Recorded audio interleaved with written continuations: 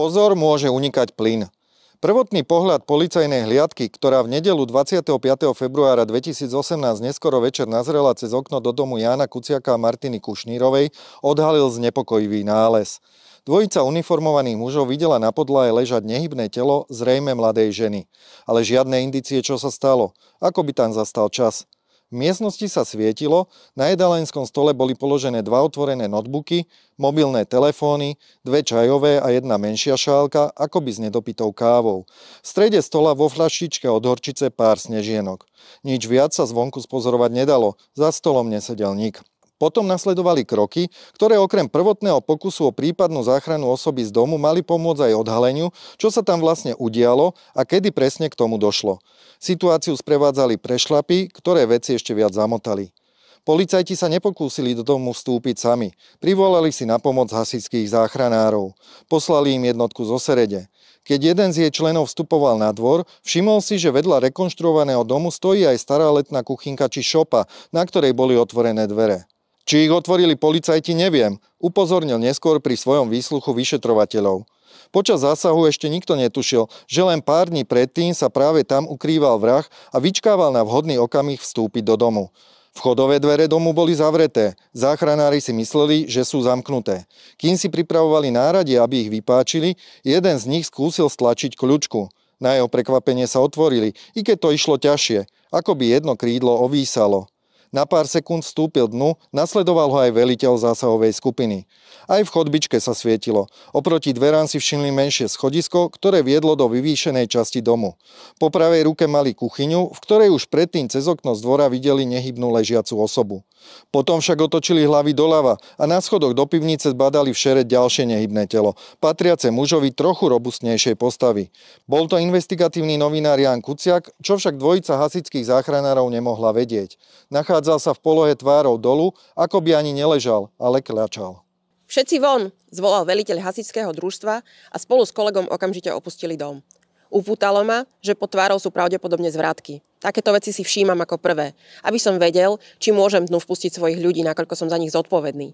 Vysvetľoval neskôr hasič policajtom, keď im počas výsluchu opisoval situáciu v dome. Po objavení druhého človeka bez známok života nadobudol podozrenie, že sa dvojica mohla otráviť jedovatým plynom. Jeden zo záchranárov si na jeho pokyn navliekol špeciálny oblek s dýchacím prístrojom. Keď sa takto ustrojil, veliteľ ho opäť vyslal na prieskum domu. Zo vstupnej chodby zamieril doprava do kuchyne. Hneď som išiel k oknu a toto som otvoril. Okno bolo staré, malo viac krídel, čiže som ho musel otvárať na 2-krát.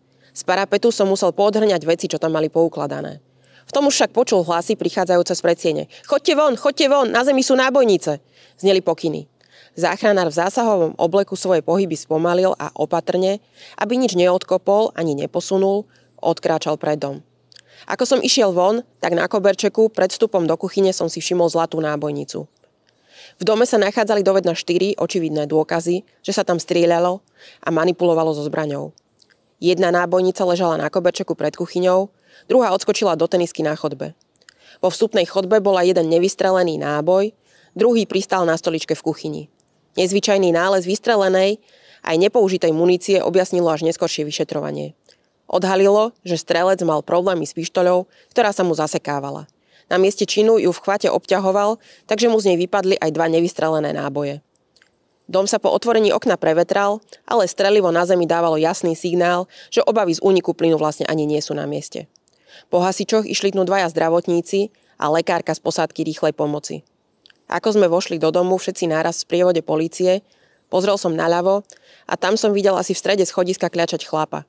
Krv nebolo v tej polohe vôbec vidieť, spomínal neskôr pred vyšetrovateľmi jeden zo zdravotníkov.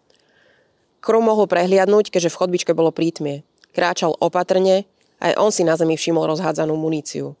V kuchyni uvidel bezvládne telo mŕtvej mladej ženy, ležiace v kaluži krvi pri skrinke. Telo bolo otočené tvárou hore, kde na tvári bolo potečené krvou, opisoval zdravotník. Čoskoro ju policajti identifikovali, podľa dokladov v peňaženke. Bola to Kuciakova snúbenica Martina Kušnírová. Partnerská hádka, ozbrojená lúpež alebo nájomná vražda. Ľuďom zasahujúcim v dome už v tej chvíli muselo byť bez akýchkoľvek pochybností jasné, že sa nachádzajú na mieste násilného trestného činu.